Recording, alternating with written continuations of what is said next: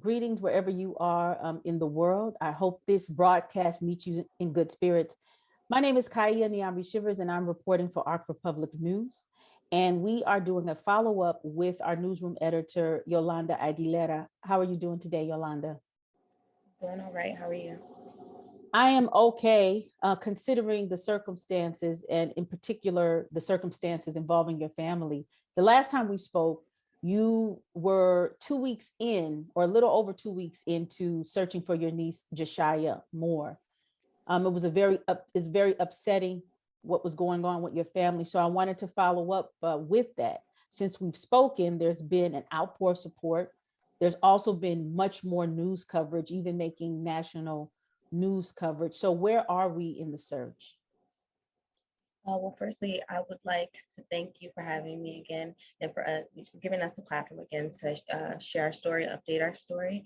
And I have to say, I appreciate your promptness in presenting our story, because before any other news outlet came out and supported and tried to reach out to us, you were the first. And so I thank you immensely. I thank Ark Republic immensely, and I thank our readership immensely. Moreover, in reference to where we are in the search, it's been 24 days and JaShyah is still missing.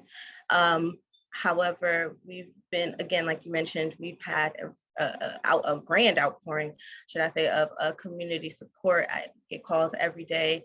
Whatever we need, everyone is here to help us. But as far as updates and stuff go, there's nothing substantial, unfortunately. There's nothing, no leads, no sites, no anything. No, from what, because the police have been, or the East Orange Police Department has been very, I think, as hushed as they can be by protocol or whatever that is, but they've been very quiet about the things that, I guess, the updates that they've gotten. So unfortunately, none have been relayed, or nothing crazy has been relayed to us, other than they're checking the parks, they're checking the nearby area, because again, East Orange is very small, and so they're patrolling and things like that. So there was a press conference by the East Orange Police Department and maybe some other people. Could you tell us, how did that go, and has that helped in any way?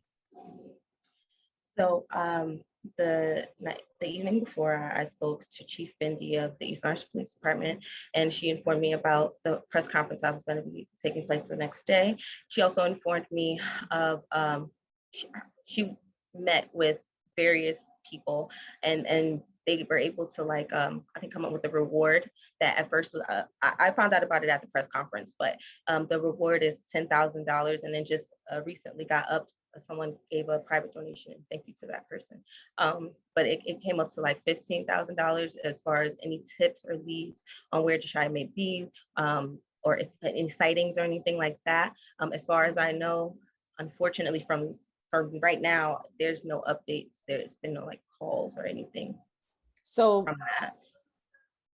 But there has been, of course, I think more exposure and visibility, because there were other media and news networks and stuff there. So there's been that for sure. Since us speaking, there's been it's directed toward JaShyah's case, but from what I understand, that in the family, there was a case coming up in concerns with her regarding some type of family disturbance or domestic violence. How do you think that this has, how do you want to talk about this and address this, and how does this impact the case in your opinion? So yes, what I would say is, in reference to that case, which is a separate case, again, I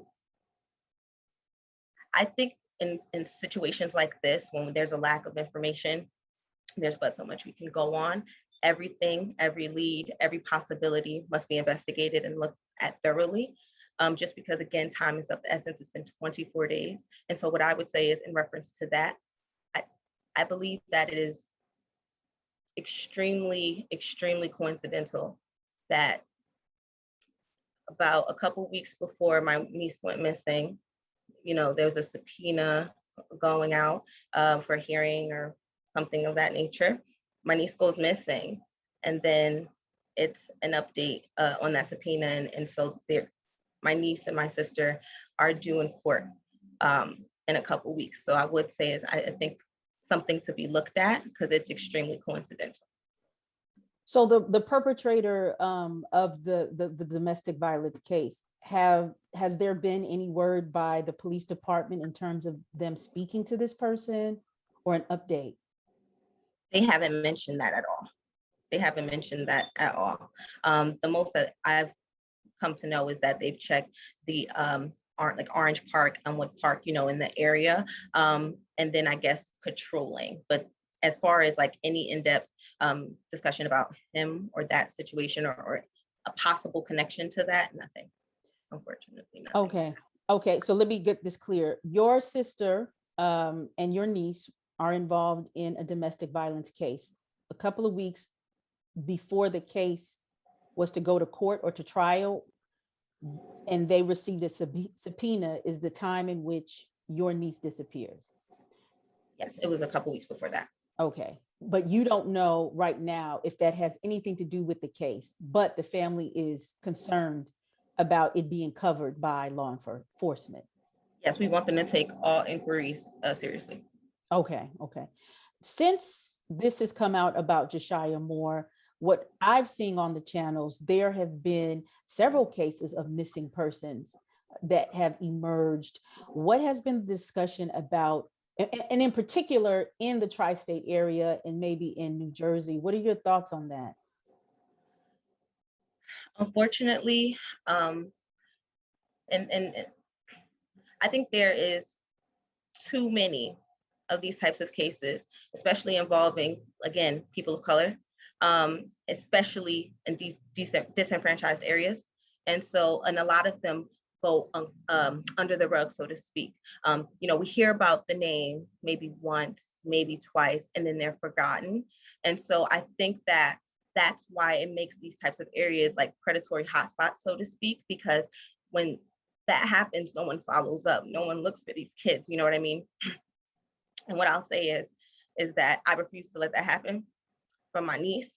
I've always been an advocate for people who look like me, especially neglected communities. I'm Afro-Latina, I'm Black, I'm Latina, and those two, of course, call it a bias, call it my enclave. I'm very keen, against ears up to that. I'm very keen to those types of issues. And unfortunately, that's a very big social ill and something that Black women, Black little girls have to deal with, especially in areas like port cities and stuff, where you have the opportunity, unfortunately, for these children to be taken to different places. So like, I feel like that amps up what the problem is. You know? Yeah, you know what? I'm glad you mentioned that. Like Newark is a port city, which is Newark and East Orange border each other. And so like East Orange is considered a kind of a suburb of Newark, you know, in a lot of ways, but they're border towns. I've just come from North Carolina and Wilmington, North Carolina, which is a port city. And unbeknownst to me, North Carolina has some of the largest trafficking rates in the country. But you have this port in Wilmington that during the pandemic is the most functioning and fluid port that's going on, in spite of all of these, you know, you have these ships stuck at ports in Long Beach and New York. So what are some, this is for one, I'm happy to know that JaShyah's case made national headlines, and I've been seeing it. I have to acknowledge all of the bloggers, the IG news sources, the community folk that have pushed this.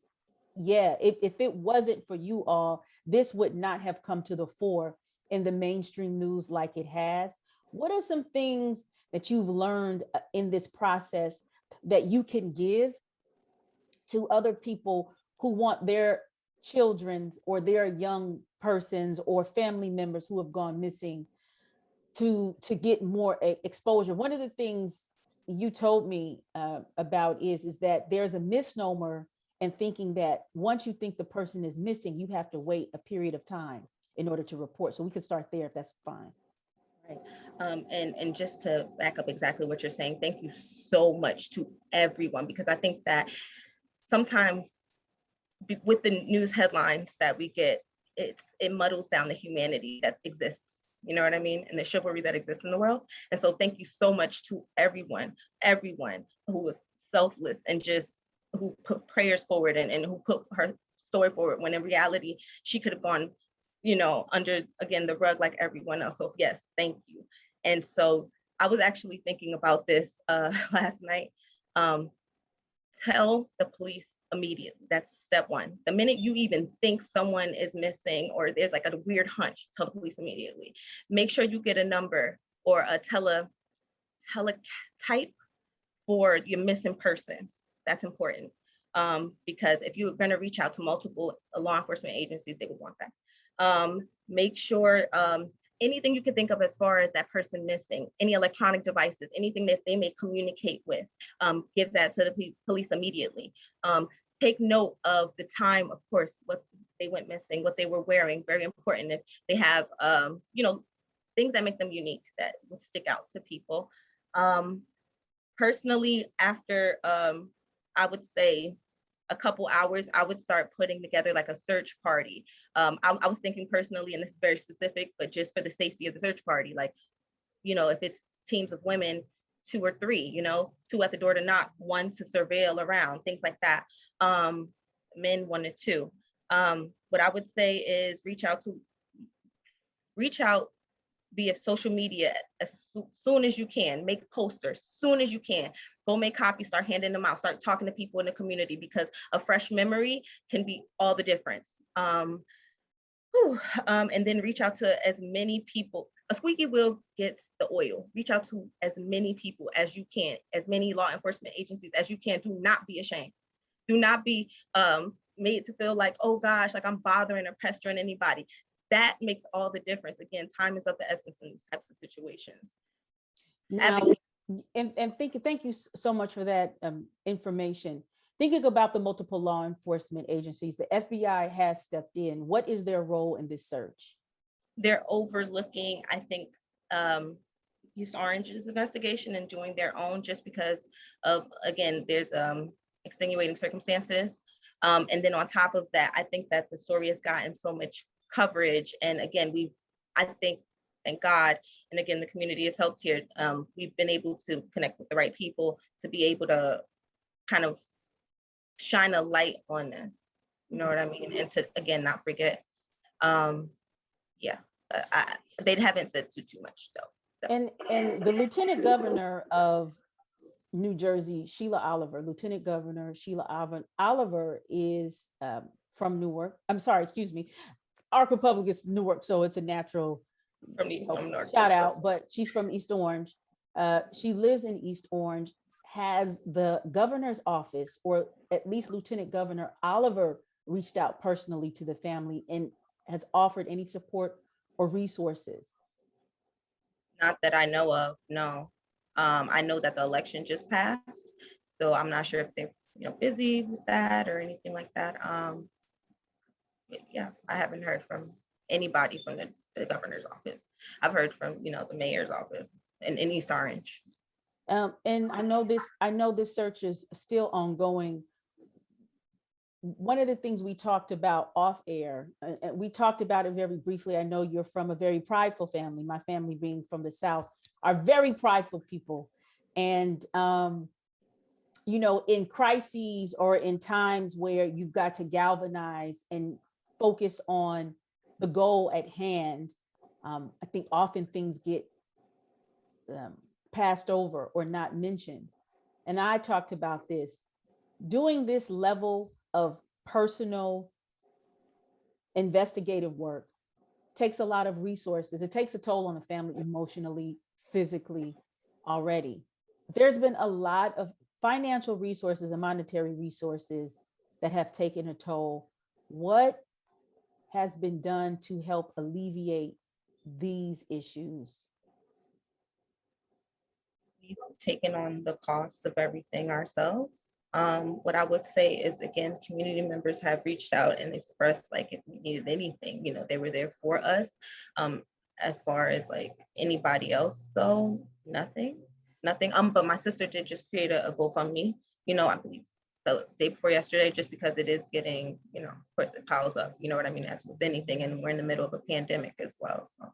Right, I'm glad you started a GoFundMe. I will list the GoFundMe in this link as well. We said this is that not only me, you're from a working class family from East Orange, and your sister is experiencing, serious health issues that have placed even more of a challenge on the search because there's a lot of care that's involved in making sure that your sister is all right in dealing with her health issues. And also, from what you told me, you have a nephew as well. So there's just a lot that's going on. So if any way that the community can help that are not physically there, that is very important. And I wanted to bring that out. So I know you are pressed for time. You probably need some sleep. What are some last things or thoughts that you want us in the Ark Republic family to know? Firstly, I would like to thank everybody. A share, a prayer, of course, donation, anything like that is more than appreciated. It's all about keeping her in this world and, in our very short attention spans, keeping her relevant, keeping her face out there, because we never know what a pair of eyes or mind or something like that can remember, or you know what I mean? And so I would like to thank everyone and I see it, you know what I mean? Like we're moving, and I'm not even a crazy personally like a social media person. We do it, for work and things like that. But it's definitely opened my eyes, of course, to the type of vehicle and tool and benefit, you know what I mean, that social media can have. And so I just want to keep her name on everybody's lips, tongue. She will not be forgotten. I refuse. And even if this is a catalyst for every single child, right? Because boys, girls, men, women, everyone, because it's actually a huge phenomenon amongst all age groups, in these areas. And don't really talk about like the elderly and things like that, the developmentally delayed and things like that. You know what I mean? But if this is a catalyst for people to not, for the default not to be, oh yeah, remember that girl from 3 years ago? And it ends up being like, no, this person's missing, and this person's missing from my area, and we have to find them. If that's what it turns into, then that's more than I could ever ask for. I want her home. I will find her. You know what I mean? I'm just, I'm kind of voracious like that. Like you said, we're Black Latinas, we're very proud. And so, we take it on our backs in the sense of burden and conflict resolution, I think. But generally speaking, I'm just so appreciative, because again, in this world, very selfish sometimes, and no one has to do anything for anybody. And I recognize that I'm a realist in that way. And so I just really, really, really appreciate just the humanity that we've been shown. You know what I mean? And just it's amazing to see. And it just reinforces my personal beliefs. And so I appreciate you. Oh, you're welcome. I know you said in the first talk that we had, and also was reiterated by your mother in the multiple interviews that she's conducted, is that JaShyah she's a quiet person. She's a stay-at-home baby. She's a gamer, an introvert in some ways. If there is the case that JaShyah hears this, what would you like to say to her? I'd like to say that I need her. I want her to come home. I love her. There's some stories we have to write. There's some meals that we have to cook, and I really, really, really need her help in doing that. So to be able to finish and do those things, I need her to come home. No one's mad at her. No one, come on, like, we just miss her. And we just want to know that she's all right. I want to see her flourish. She's going into high school. You know what I'm saying? Like, there's prom to attend. Like, I need you to come home. So don't be afraid to reach out to somebody if you see them. If you're scared, don't be scared. Don't be scared. You know how we do. Don't be scared. Just come home. Come home. Yeah. Thank you so much. And when, Sorry. no, that's okay. That, Sorry. I know that's a lot. I know there's a lot. There's a lot of heaviness, and you should cry. It's very natural.